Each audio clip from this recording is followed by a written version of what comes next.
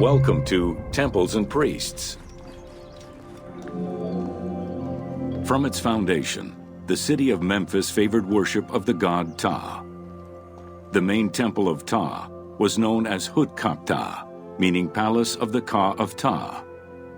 The name of the temple, translated into Greek as Aegyptos, would eventually evolve into the modern name Egypt.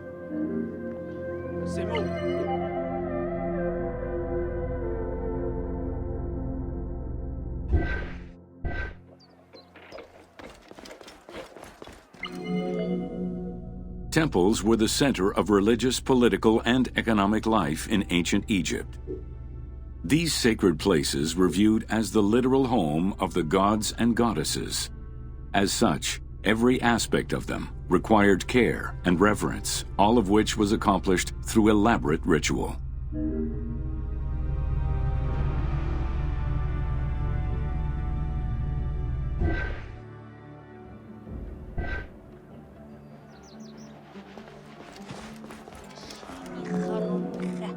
Located in the center of Memphis, the Temple of Ptah was the most prominent and imposing building in the city. The long walkway leading toward the temple, known as the Dromos, was guarded by rows of sphinxes.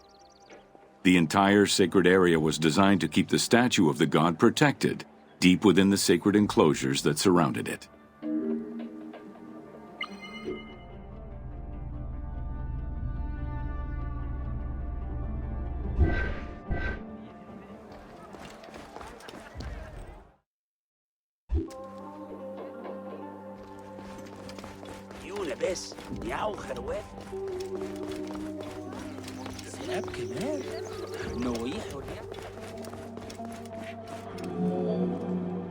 The Dromos opened into a courtyard, with the surrounding portico graced with columns carved to resemble palm trees. During special festivals, the general population was allowed to enter this location, but under no circumstances would they be allowed into the sacred spaces beyond the courtyard.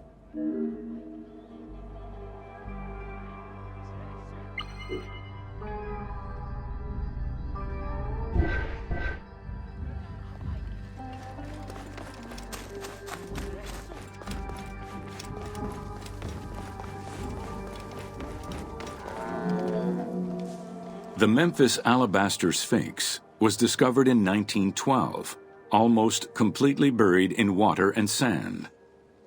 8 meters in height and weighing in at roughly 90 tons, it is still mounted on its original pedestal. Though it is called the Alabaster Sphinx, it was in fact carved from common calcite rock, which is similar in appearance and texture to alabaster.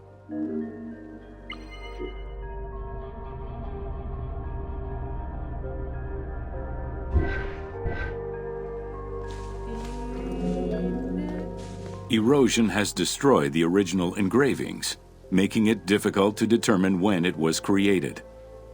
Egyptologists believe that its facial likeness resembles Amenhotep II, and so it could have been sculpted somewhere between 1700 and 1400 BCE. It is believed that this monument once stood outside of the Temple of Ptah and was integrated into subsequent extensions to the complex.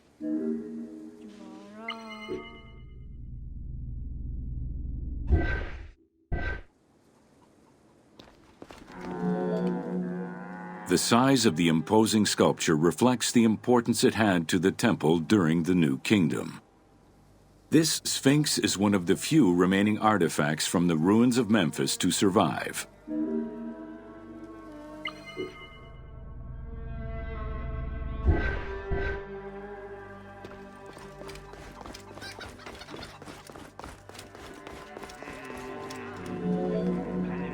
In Egyptian culture, some animals were associated with gods, while others were considered to be living gods.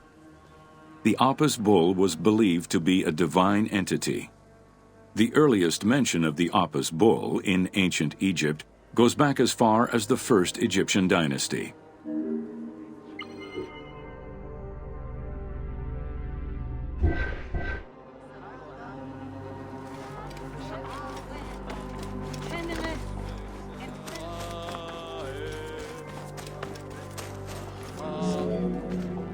Originally the symbol of fertility, the Apis bull was linked to the god Ra, with the image of the sun carried between its horns. Later it was associated with Osiris, the ruler of the underworld, thus becoming the funerary divinity Osiris. During the 18th dynasty in Memphis, the Apis bull's association with the city's deity earned it the title Herald of Ptah. The Apis bull was so revered that even Alexander the Great, upon his arrival in Memphis, gave honor to Apis.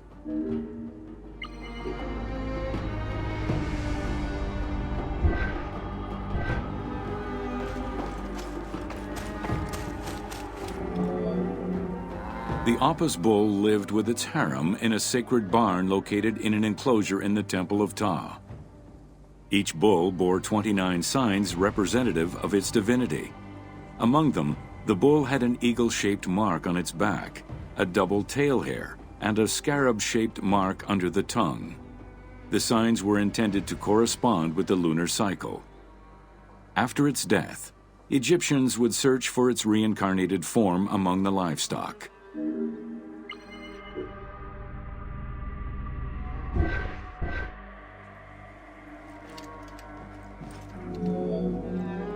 Like other living divinities, the mortal incarnation of the Apis bull was prayed to, and when it died, it was given a luxurious funeral, which included mummification. Until the reign of Ramses II, the Apis bulls were buried in individual graves in Saqqara. During the 26th dynasty, the bodies of the bulls were buried in enormous stone vats in the underground corridors of the Serapeum of Memphis.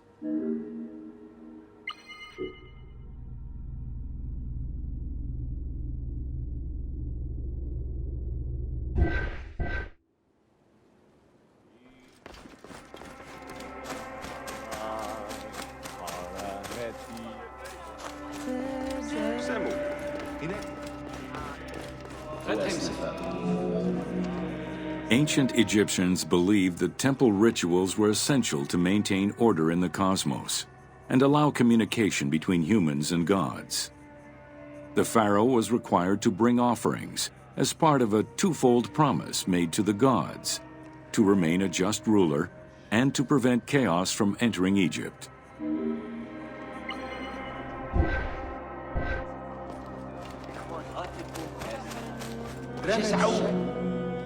Details of the ceremonies found on temple walls provide a thorough overview of the stages of the daily ritual. Performed 3 times a day to mirror human mealtimes, each step of the highly symbolic ceremony was accompanied by specific recitations, many of which referred to mythical events.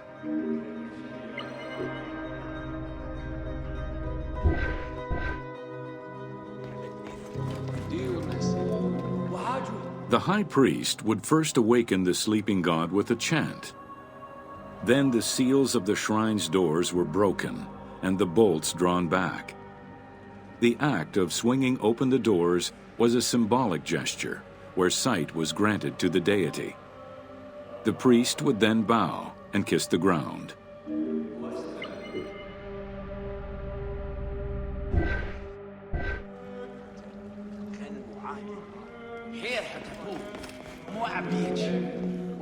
The god was then washed with incense-infused water, and its mouth rinsed with mineral salts. The cleansing was followed by adorning the statue with jewels and royal garments. The final ritual required the priest to sweep away any footprints in order to prevent evil from approaching the god.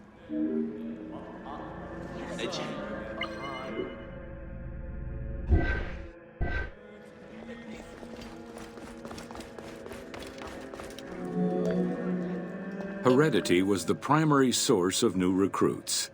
Rarely was an outsider allowed this position. At the top of the temple hierarchy was the high priest. Each temple dedicated to a god had at least one high priest devoted to its care and service. During the Ptolemaic dynasty, one family held the position of high priest in Memphis for almost 300 years.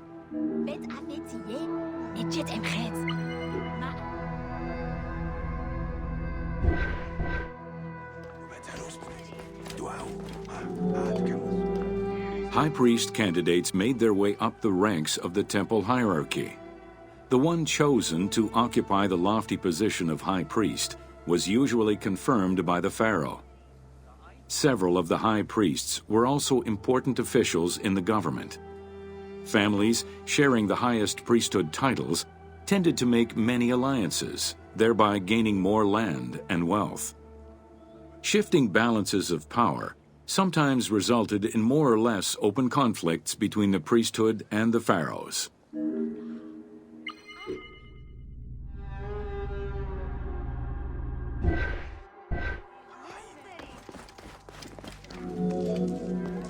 In the 21st dynasty, Thebes became the capital of an almost entirely theocratic government. The city was headed by king priests who spoke and governed in the name of the god Amun, in open opposition to the ruling pharaohs. These king priests caused a massive decentralization of power, known as the Third Intermediate Period.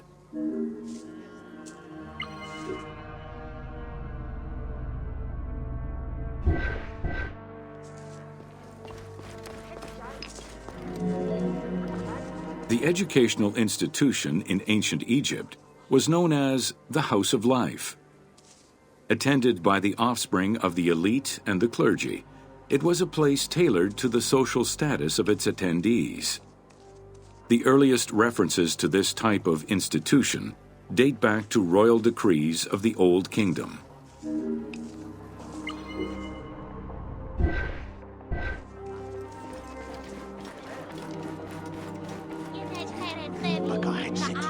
Only two known centers have been uncovered, one in the abandoned city of Akhetaten and one at the temple of Ramses II on the west bank of Thebes.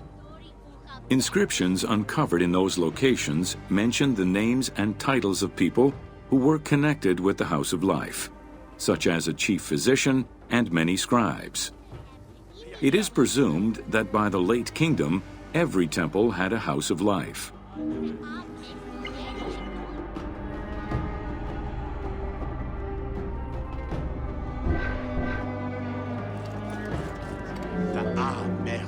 The House of Life offered training for the elite, destined for occupations such as astronomers, doctors, veterinarians, diplomats, architects, translators, or theologians.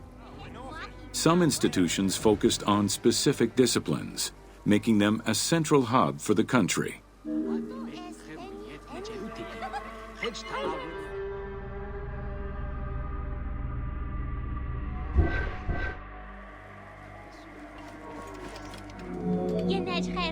Not limited to instruction for young students, the House of Life was a source of reference for many scholars, with rooms dedicated to papyri of many disciplines. Because papyri were preserved there, the Greco-Romans referred to the House of Life as a library.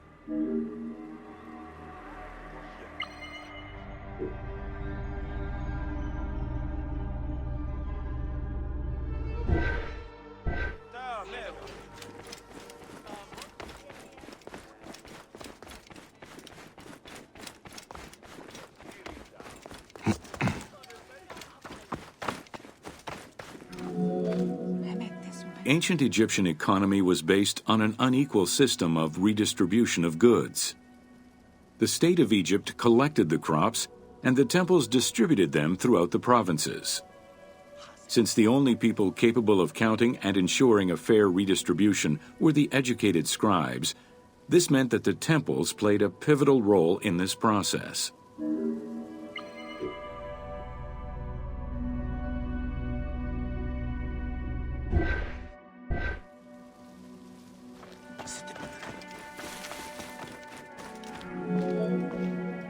There are records of pharaohs making offerings of large tracts of land and animals to temples in order to maintain their favor. Ramses III offered generous gifts to the temple of Amun in Karnak in such a manner.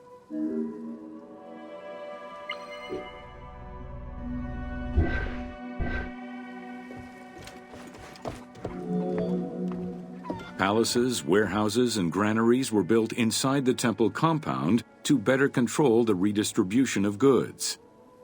The size of the recorded numbers of goods, combined with every other function filled by temples, only serves to confirm their might as economic, religious, and political centers of power within Egypt.